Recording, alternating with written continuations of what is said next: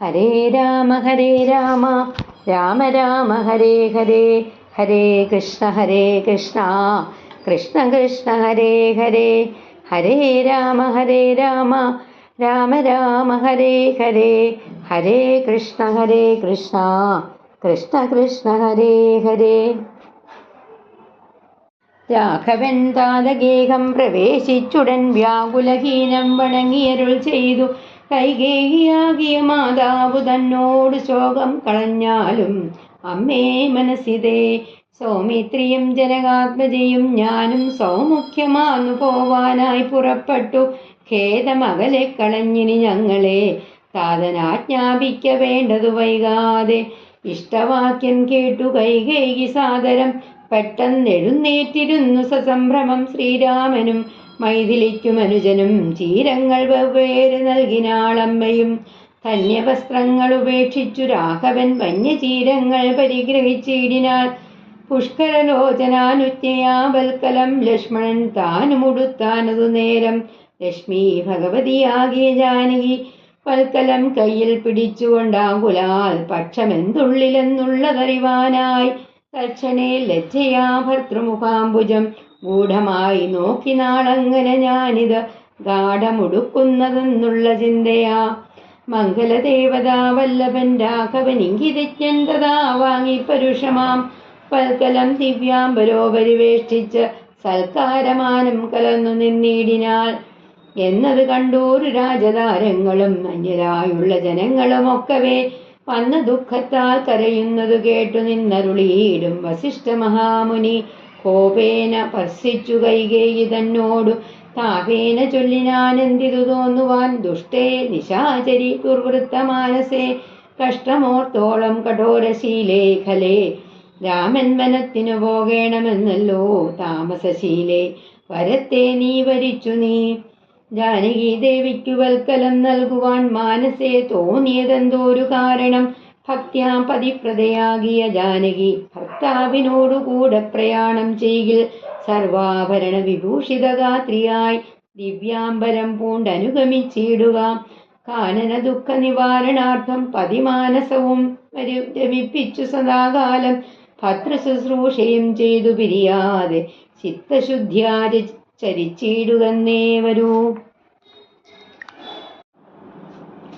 ശ്രീരാമൻ ഉടനെ അച്ഛന്റെ കൊട്ടാരത്തിൽ പ്രവേശിച്ച് ചെറിയമ്മയായ കൈകേയിയെ നോക്കി പറഞ്ഞു, അമ്മേ, ഭഗവതിയുടെ മനസ്സിലുള്ള ദുഃഖത്തെ കളഞ്ഞാലും ലക്ഷ്മണനും സീതയും ഞാനും സന്തോഷത്തോടെ വനവാസത്തിന് പുറപ്പെട്ടു കഴിഞ്ഞു.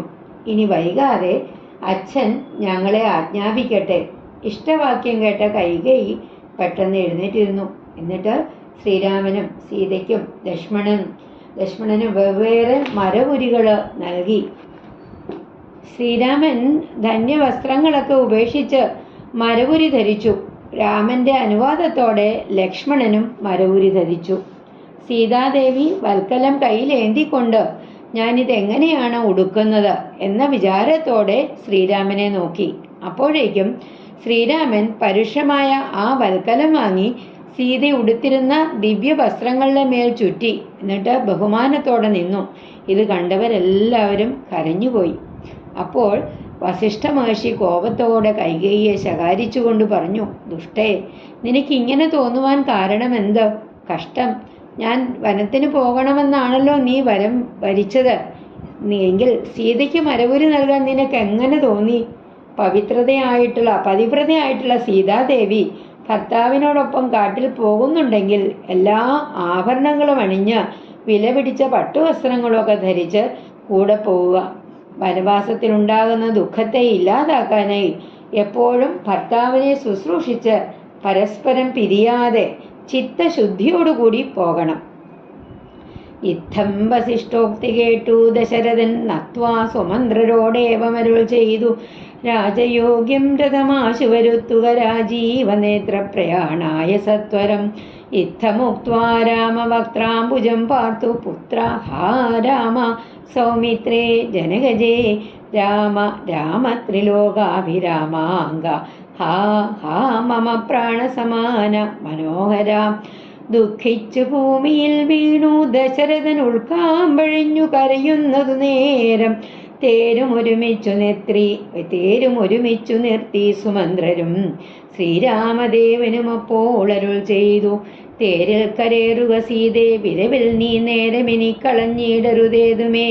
സുന്ദരി വന്ദിച്ചു തേരിൽ കരേറിനാൾ ഇന്ദിരാവല്ലഭനാകിയ രാമനും. മാനസേ ഖേദം കളഞ്ഞു ജനകനെ വീണു വണങ്ങി പ്രദക്ഷിണവും ചെയ്തു താണു തൊഴുതുടൻ തേരിൽ കരേറിനാൾ. ബാണജാബാസി തൂണീരാദികളെല്ലാം കൈകൊണ്ടു വന്ദിച്ചു താനും കരേറിനാൾ.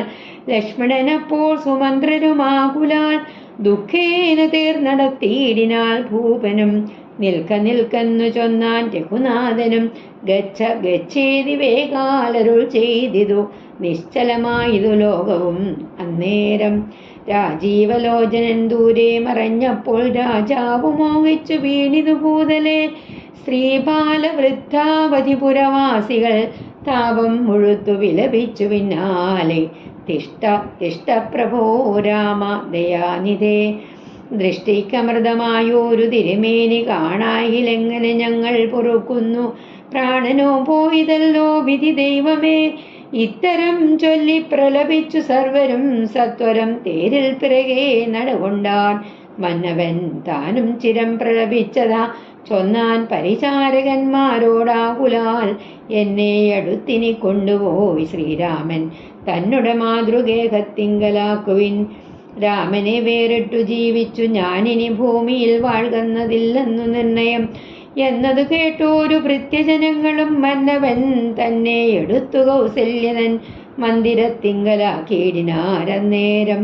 വന്നോരു ദുഃഖേന മോഹിച്ചു വീണിതു പിന്നെ ഉണർന്നു കരഞ്ഞു തുടങ്ങിനാൾ. ഖിന്നയായി മേവുന്ന കൗസല്യ തന്നോടും. ഇപ്രകാരം വസിഷ്ഠന്റെ വാക്ക് കേട്ട് ദശരഥൻ അദ്ദേഹത്തെ വന്ദിച്ച ശേഷം സുമന്ത്രരോട് കൽപ്പിച്ചു, ശ്രീരാമന്റെ വനയാത്രയ്ക്കായിട്ട് രാജോചിതമായിട്ടുള്ള തേര് വേഗം വരുത്തുക. ദുഃഖം സഹിക്കാനാകാതെ ദശരഥൻ കരഞ്ഞു തുടങ്ങി. അപ്പോഴേക്കും സുമന്ത്രർ തേരുമായി എത്തി. ഉടനെ ശ്രീരാമൻ പറഞ്ഞു, സീതേ, വേഗം തേരിൽ കയറുക, ഒട്ടും സമയം കളയരുത്. ഗുരുജനങ്ങളെയൊക്കെ വന്ദിച്ച ശേഷം സീതാദേവി തേരിൽ കയറി. ശ്രീരാമനും പിതാവിനെ വീണു വണങ്ങി പ്രദക്ഷിണം ചെയ്ത് തേരിൽ കയറി. ആയുധധാരിയായി ലക്ഷ്മണനും കയറി. സുമന്ത്രർ ദുഃഖത്തോടെ തേരോടിച്ചു. മഹാരാജാവ് നിൽക്കൂ നിൽക്കൂ എന്ന് വിളിച്ചു പറഞ്ഞു. പോകൂ പോകൂ എന്ന് രാമനും പറഞ്ഞു. അപ്പോൾ ലോകം മുഴുവനും നിശബ്ദതയിലാണ്ടു. ശ്രീരാമൻ തേരിൽ കയറി ദൂരെ മറഞ്ഞപ്പോൾ ദശരഥൻ ബോധരഹിതനായി നിലംപതിച്ചു. സ്ത്രീകളും കുട്ടികളും വൃദ്ധന്മാരും വരെ കരഞ്ഞുകൊണ്ട് തേരിന്റെ പിന്നാലെ നടന്നു. അല്പസമയത്തിന് ശേഷം ദശരഥൻ പരിചാരകന്മാരോട് പറഞ്ഞു, എന്നെ എടുത്ത് രാമമാതാവായ കൗസല്യയുടെ കൊട്ടാരത്തിലാക്കുക. രാമനെ പിരിഞ്ഞ ഞാൻ ഭൂമിയിൽ ഇനി അധികകാലം ജീവിച്ചിരിക്കില്ല. ഉടൻ തന്നെ ഭൃത്യന്മാർ മഹാരാജാവിനെ എടുത്ത് കൗസല്യാദേവിയുടെ കൊട്ടാരത്തിലാക്കി. ദുഃഖഭാരത്താൽ അദ്ദേഹം വീണ്ടും ബോധരഹിതനായി.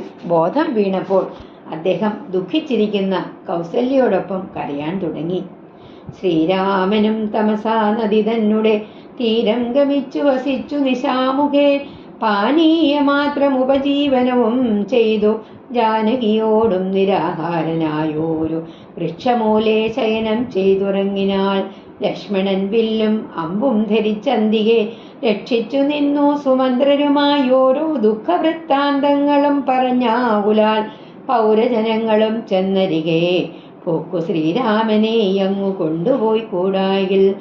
കാനനവാസം നമുക്കമെന്നേവരും മാനസത്തിങ്കൽ ഉറച്ചു മനുവിനാൽ പൗരജനത്തിൽ പരിദേവനം കണ്ടു ശ്രീരാമദേവനും ഉള്ളിൽ നിരൂപിച്ചു. സൂര്യനുദിച്ചാലയ്ക്കുമില്ലിവർ കാര്യത്തിനും വരും വിഘ്നമെന്നാലിവർ ഖേദം കളർന്നു തളർന്നുറങ്ങുന്നത് ഇത്. ബോധമില്ലിപ്പോൾ ഇനിയുണരും മുൻപേ പോകാം നാം ഇപ്പോഴേ കൂട്ടുക തേരെന്ന് രാഘവൻ വാക്കുകൾ കേട്ടു. സുമന്ത്രരും വേഗേന തേരും ഒരുമിച്ചിതന്നേരം രാഘവന്മാരും ജനകതനൂജയും തേരിലേറിടിനാരേതുമറിഞ്ഞീല. പൗരജനങ്ങൾ അന്നേരം സുമന്ത്രരും ചെറ്റയോധ്യാഭിമുഖം ഗമിച്ചിട്ടിദ്ധത തെറ്റെന്നു തെക്കോട്ടൊന്നു തന്നെ നടകൊണ്ടു. ചുറ്റും കിടന്ന പുരവാസികളെല്ലാം പിറ്റേന്നാൾ തങ്ങൾ ഉണർന്നു നോക്കുന്നേരം കണ്ടീല രാമനെ എന്നു കരഞ്ഞതീ കുണ്ഠിതന്മാരായി പുരിപോക്കുമേവിനാൽ. സീതാസമേതനാം രാമനെ സന്തതം ചേതസി ചിന്തിച്ചനുദിനം പുത്രമിത്രാദികളോടും ഇടചേർന്ന് ചിത്തശുദ്ധ്യാവസിച്ചിടിനാരേവരും. മംഗലദേവതാവല്ലഭൻ രാഘവൻ ഗംഗാതടം പൊക്കു ജാനകി തന്നോടും മംഗലസ്നാനവും ചെയ്തു സഹാനുജം ശൃംഗിവേരാവിദൂരെ മരുവീടിനാൽ. ദാശരഥിയും വിവേകതനൂജയും ശിംശവാമൂലേ സുഖേന വാണീടിനാൾ. ശ്രീരാമാദികള് താമസ നദിയുടെ തീരത്തിയെന്ന് അന്ന് അവിടെ താമസിച്ചു. ജലപാനം മാത്രം ചെയ്ത് ജാനകിയോടൊപ്പം ഒരു വൃക്ഷച്ചുവട്ടിൽ കിടന്നുറങ്ങി. ലക്ഷ്മണൻ ആയുധധാരിയായിട്ട് സുമന്ത്രരോടൊപ്പം സീതാരാമന്മാരുടെ അരികിൽ കാവൽ നിന്നു. ശ്രീരാമദേവനെ അയോധ്യയ്ക്ക് തിരികെ കൊണ്ടുപോകാൻ കഴിഞ്ഞില്ലെങ്കിൽ നമുക്കും കാനനവാസം തന്നെയെന്ന് മനസ്സിലുറച്ച് പൗരജനങ്ങളും വാണു. അതുകൊണ്ട് ശ്രീരാമൻ ഉള്ളിൽ ചിന്തിച്ചു, സൂര്യൻ ഉദിച്ചാല് ഇവരെന്നെ കാട്ടിലേക്ക് അയക്കുകയില്ല, കാര്യങ്ങളെല്ലാം തടസ്സപ്പെടും. ഇവരിപ്പോൾ ബോധം കെട്ടുറങ്ങുകയാണ്. ഇവര് ഉണരുന്നതിന് മുമ്പ് തന്നെ നമുക്ക് ഇവിടെ നിന്നും പോകണം. ഇപ്പോൾ തന്നെ തേര് തയ്യാറാക്കുക. ഇപ്രകാരം ശ്രീരാമന്റെ വാക്കുകൾ കേട്ട് സുമന്ത്രർ ഉടനെ തന്നെ തേര് തയ്യാറാക്കി. ശ്രീരാമനും ലക്ഷ്മണനും സീതയും തേരിൽ കയറി. പൗരജനങ്ങള് അതറിഞ്ഞില്ല. സുമന്ത്രർ അല്പദൂരം തേര് അയോധ്യയ്ക്ക് നേരെ വിട്ടിട്ട് വേഗം തെക്കോട്ട് തന്നെ തേര് തെളിച്ചു. ശ്രീരാമന്റെ ചുറ്റും കിടന്നുറങ്ങിയ പൗരജനങ്ങള് പിറ്റേന്ന് പ്രഭാതത്തിൽ ഉണർന്നു നോക്കിയപ്പോഴ് ശ്രീരാമാദികളെ അവിടെ കാണാനില്ല. അവർ കരഞ്ഞുകൊണ്ട് അയോധ്യയിലേക്ക് തിരിച്ചുപോയി. സീതാസമേതനായിട്ടുള്ള രാമനെ എപ്പോഴും മനസ്സിൽ ചിന്തിച്ച് ബന്ധുക്കളോടൊപ്പം അവരവിടെ വസിച്ചു. ശ്രീരാമൻ ഗംഗാതീരത്ത് ചെന്ന് ജാനകിയോടൊപ്പം മംഗലസ്നാനവും ചെയ്ത് അനുജനോടൊപ്പം ശൃംഗിവേരത്തിനടുത്ത് ശിംശപാ വൃക്ഷച്ചുവട്ടില് സുഖമായിട്ട് താമസിച്ചു. രാമാഗമന മഹോത്സവം എത്രയും ആമോദം ഉൾക്കൊണ്ടു കേട്ടു ഗുഹന്തതാ. സ്വാമിയായി അഷ്ടവയസ്യനായുള്ളോരു രാമൻ തിരുവടിയെ കണ്ടു വന്ദിപ്പാൻ പക്വമനസോടു ഭക്തൈവ സത്വരം പക്വഫലമതു പുഷ്പാദികളെല്ലാം കൈക്കൊണ്ടു ചെന്നു രാമാഗ്രേ വിനിക്ഷിപ്ത ഭക്തൈവ ദണ്ഡ നമസ്കാരവും ചെയ്തു. പെട്ടെന്നെഴുത്തെഴുന്നേൽപ്പിച്ചു വക്ഷസി തുഷ്ട്യാദൃഢമണച്ചാശ്ലേഷവും ചെയ്തു. മന്ദഹാസം പൂണ്ടു മാധുര്യപൂർവകം മന്ദേതരം കുശല പ്രശ്നവും ചെയ്ത് കഞ്ചവിലോചനൻ തൻ തിരുമേനി കണ്ടഞ്ജലി പൂണ്ടു ഗുഹനു മുര ചെയ്തു. ധന്യനായേനടിയനിന്നു കേവലം നിർണയം നൈഷാദ ജന്മവും പാവനം. നൈഷാദമായുള്ള രാജ്യം ഇതുമൊരു ദൂഷണഹീനൻ അധീനമല്ലോദവ. കിങ്കരനാമടിയനെയും രാജ്യവും സങ്കടം കൂടാതെ രക്ഷിച്ചുകൊള്ളുക. സന്തോഷമുൾക്കൊണ്ടിനി നിന്തിരുവടി സന്തതമത്ര വസിച്ചരുളീടണം. അന്തഃപുരം മമ ശുദ്ധമാക്കിയിടണം. അന്തർമുദാ പാദപത്മരേണുക്കളാൽ മൂലഫലങ്ങൾ പരിഗ്രഹിക്കേണമേ. കാലേ കനിവോടനുഗ്രഹിക്കേണമേ. ഇത്തരം പ്രാർത്ഥിച്ചു നിൽക്കും ഗുഹനോട് മുക്തഹാസം പൂണ്ടരുൾ ചെയ്തു രാഘവൻ. കേൾക്ക നീ വാക്യം മതീയം മമ സഖേ, സൗഖ്യമിതിൽ പരമില്ലെനിക്കേതുമേ. സംവത്സരം 14 കഴിയണം സംവസിച്ചിടുവാൻ ഗ്രാമാലയങ്ങളിൽ. അന്യദത്തം ഭുജിക്കുന്നതുമില്ലെന്ന് അന്യേ വനവാസകാലം കഴിവോളം. രാജ്യം മമേതൻ ഭവാൻ മത്സഹിയല്ലോ, പൂജ്യനാം നീ പരിപാലിക്ക സന്തതം. കുണ്ഠഭാവം ചെറുതുണ്ടാകുകയും വേണ്ട, കൊണ്ടുവരിക വടക്ഷീരമാശു നീ.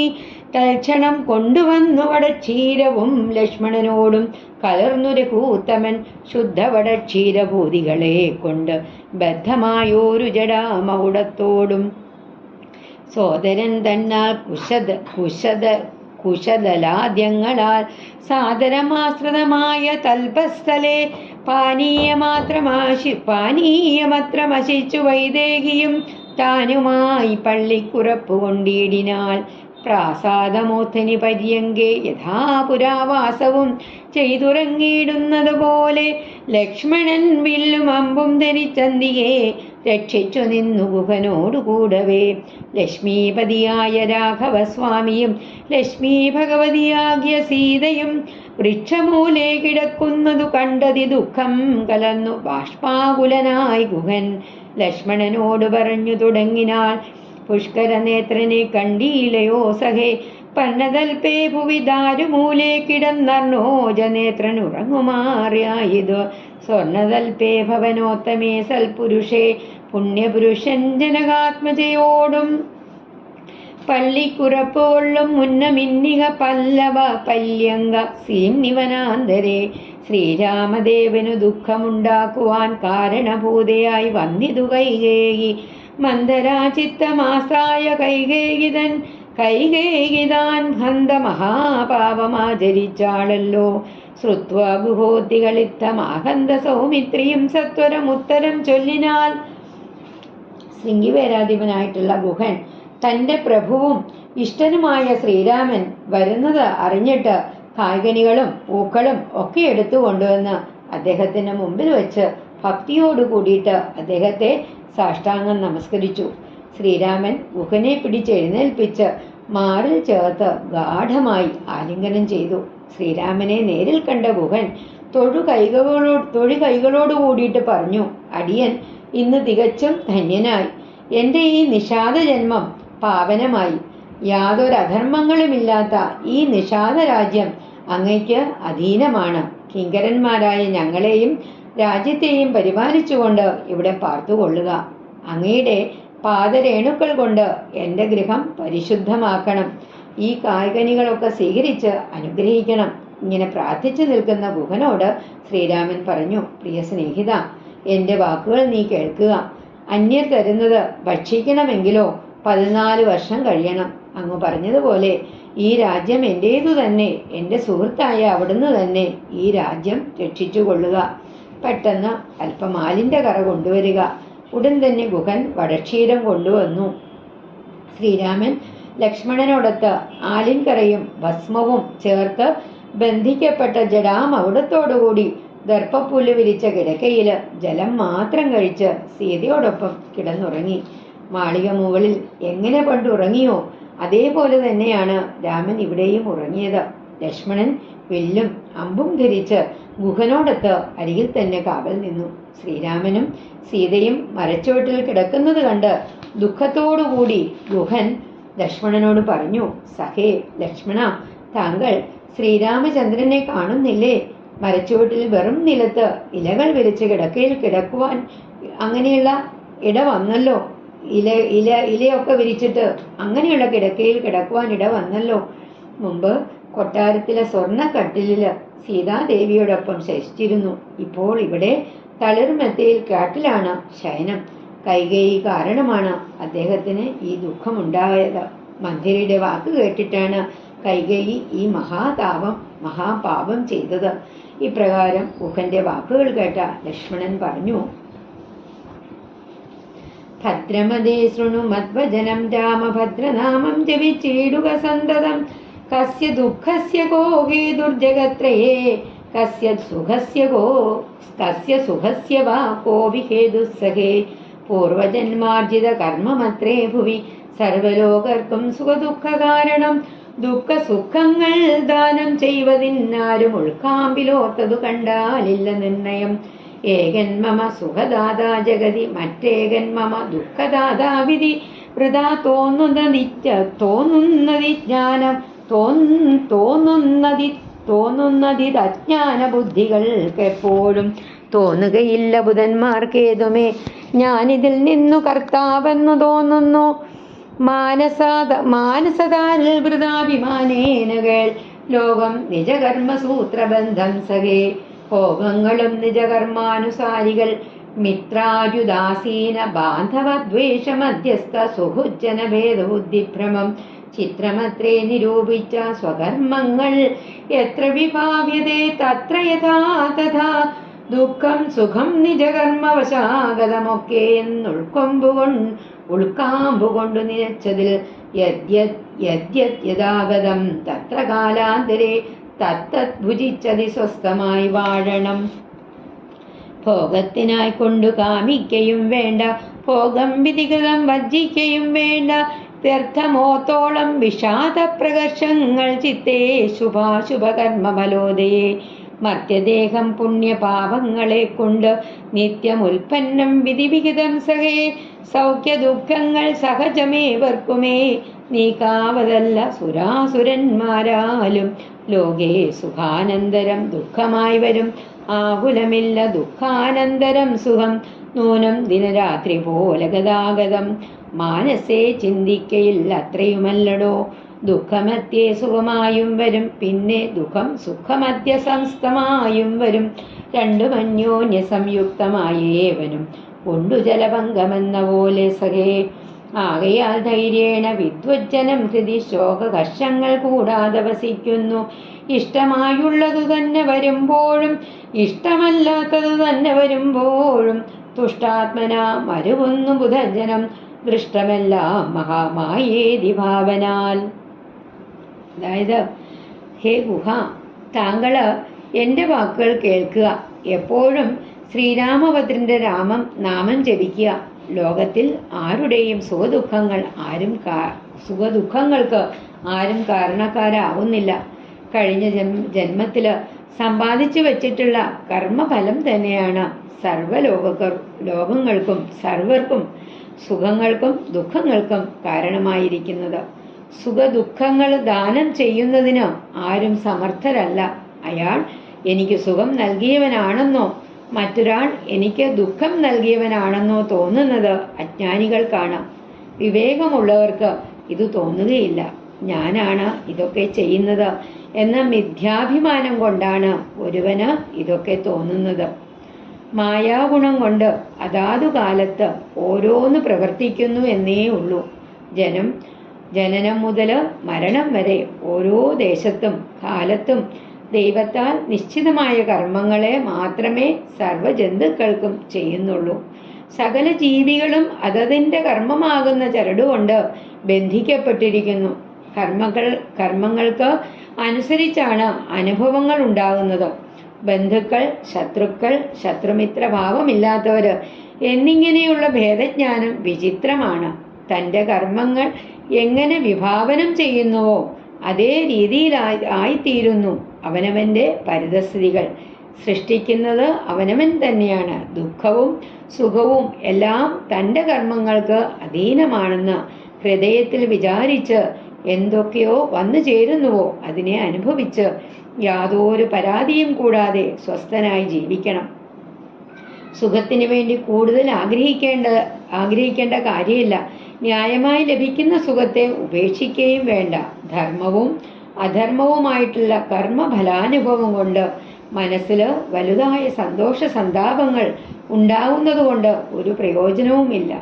മനുഷ്യ ശരീരം പുണ്യപാപങ്ങളെ കൊണ്ടുണ്ടാക്കുന്നു.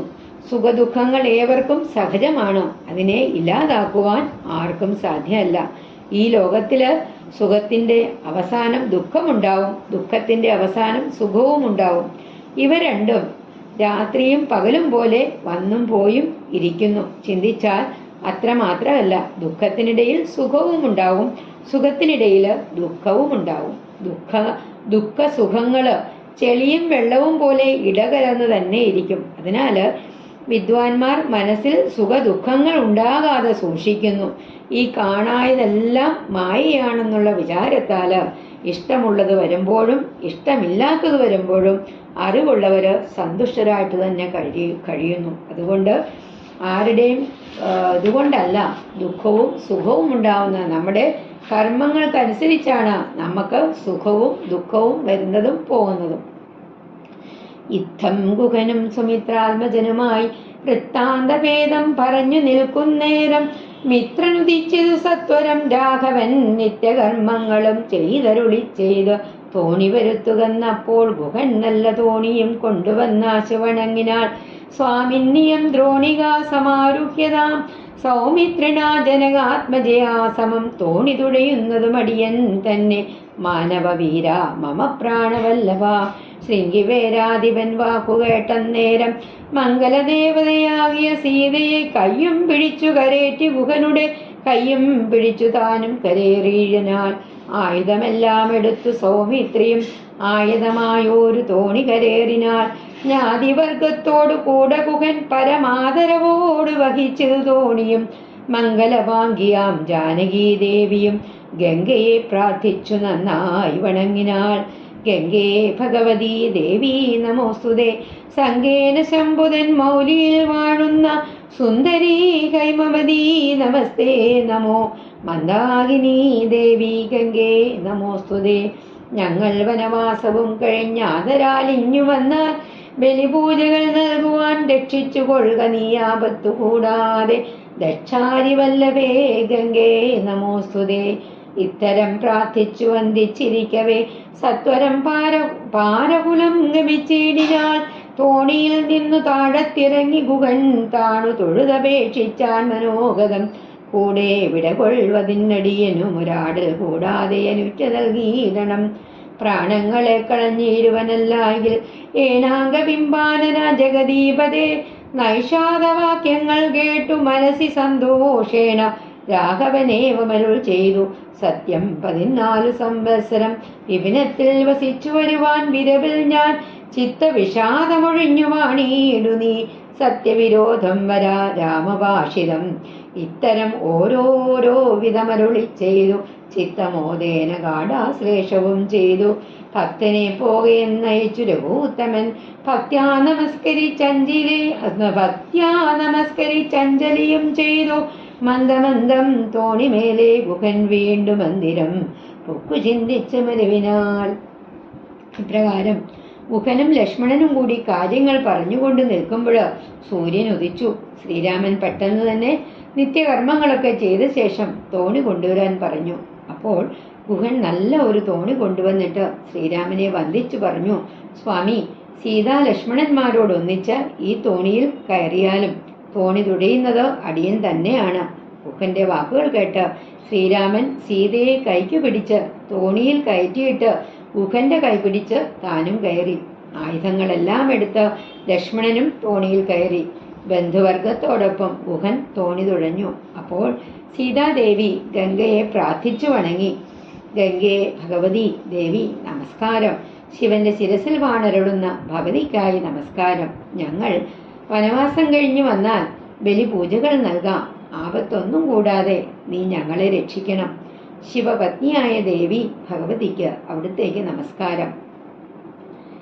സീതാദേവി ഇങ്ങനെ പ്രാർത്ഥിച്ചിരിക്കെ തന്നെ അവരെ മറുകരയിലെത്തി. ഗുഹൻ തോണിയിൽ നിന്ന് താഴത്തിറങ്ങിയിട്ട് തന്റെ മനോഗതം ശ്രീരാമനോട് പറഞ്ഞു, ഇന്ദ്രവടിയോടൊപ്പം വരുന്നതിന് അടിയൻ അനുവാദം തരണം, ഇല്ലെങ്കിൽ ഞാൻ എൻ്റെ പ്രാണൻ വെടിയും. ഗുഹന്റെ വാക്ക് കേട്ട് സന്തോഷത്തോടെ ശ്രീരാമൻ പറഞ്ഞു, 14 വർഷം കാട്ടിൽ താമസിച്ച ശേഷം സത്യമായിട്ടും ഞാൻ മടങ്ങി വരും.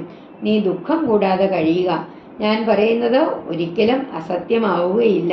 ഇങ്ങനെ പറഞ്ഞ് ശ്രീരാമൻ ഗുഹനെ ആലിംഗനം ചെയ്ത് യാത്രയച്ചു. ഗുഹൻ ദുഃഖത്തോടെ തോണിയിൽ കയറി സ്വന്തം കൊട്ടാരത്തിലെത്തി ശ്രീരാമനെ ചിന്തിച്ച് വസിച്ചു.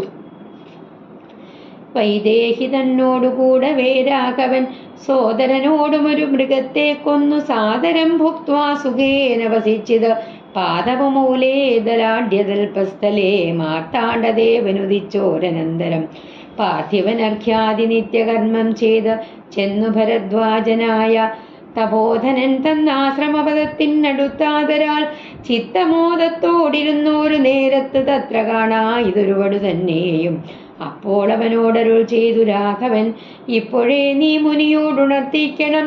രാമൻ ദശരഥ നന്ദനുണ്ടു തൻ ഭാമിനിയോടും അനുജനോടും വന്നു പാത്തിരിക്കുന്നിതുട ജാന്തിയെ എന്ന വാർത്ത വൈകാതെ ഉണർത്തിക്കയെന്നപ്പോൾ താപസശ്രേഷ്ഠനോട് ബ്രഹ്മചാരി ചെന്ന ഭോഗ സന്തോഷമോട് ചൊല്ലിയിടിനാൽ, ആശ്രമോപാന്തേ ദശരഥപുത്രനുണ്ടാശ്രിത വത്സല പാർത്തിരുന്നീടുന്നു. ശ്രുത്വാ ഭരദ്വാജനിത്തം സമുദ്ധായ ഹസ്തേ സമാദായ സാർഗപാദ്യാദിയും ഗത്വാ രഘൂത്തമ സന്നിധൗ സത്വരം ഭക്തൈവ പൂജയിത്വാ സകലക്ഷ്മണം ദൃഷ്ട്വാരമാവരം രാമം തയാപരം തുഷ്ട്യാ പരമാനന്ദാപ്തോ മുഴുകിനാൽ ദാശരഥിയും ഭരദ്വാജപാദങ്ങൾ ആശുവണങ്ങിനാൽ ഭാര്യാനുജാന്വിതം ആശീർവചനപൂർവം മുനി പുങ്കവനാശയാനന്ദമിയെന്നരുളി ചെയ്ത് പാദരജസാ പവിത്രയാക്കിയിടു നീ വേദാത്മക മമ്മ പർണശാലാമിമാം ഇത്തമുക്തോടജമാനീയ സീതയാ സത്യസ്വരൂപം സഹാനുജം സാദരം പൂജാവിധാനേന പൂജിച്ചുടൻ ഭരദ്വാജ തപോധന ശ്രേഷ്ഠനരുൾ ചെയ്തു നിന്നോടു സംഗമമുണ്ടാക കാരണം ഇന്നു വന്നു തപസാഫല്യമൊക്കവേ ജ്ഞാതമ്മയാ തവോദന്തം രഘുപതേ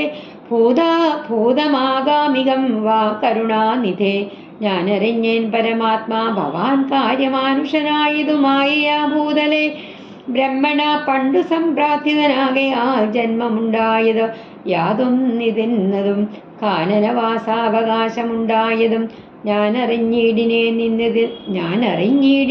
നിന്നതിന്നടോ ജ്ഞാനദൃഷ്ട്യാ തവ ധ്യാനേകജാതയാ ജ്ഞാനമൂർത്തേ സകലത്തെയും കണ്ടു ഞാൻ എന്തിനു ഞാൻ വളരെ പറഞ്ഞിടുന്നു സന്തുഷ്ടബുദ്ധ്യാ കൃതാർത്ഥനായേനകം ശ്രീപതി രാഘവൻ വന്ദിച്ചു സാദരം താപസശ്രേഷ്ഠനോടേവമരുൾ ചെയ്തു ക്ഷത്രബന്ധുക്കളായുള്ളോരു ഞങ്ങളെ ചിത്തമോദത്തോടനുഗ്രഹിക്കണമേ ഇത്തമന്യോന്യമാം ഭാഷണവും ചെയ്തു തത്ര കഴിഞ്ഞതു രാത്രി മുനിയുമായി. അങ്ങനെ ശ്രീരാമൻ ഒരു മൃഗത്തെ കൊന്ന് സീതയോടും ലക്ഷ്മണനോടും കൂടി ഭക്ഷണമൊക്കെ കഴിച്ചിട്ട് ആ മരച്ചുവട്ടില് സുഖത്തോടെ വസിച്ചു.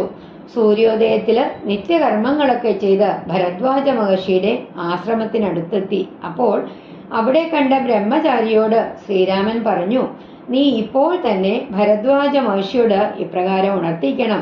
ദശരഥ മഹാരാജാവിന്റെ പുത്രനായ ശ്രീരാമൻ ഭാര്യയോടും അനുജനോടുമൊത്ത് ആശ്രമ സമീപത്തിൽ കാത്തു നിൽക്കുന്നു.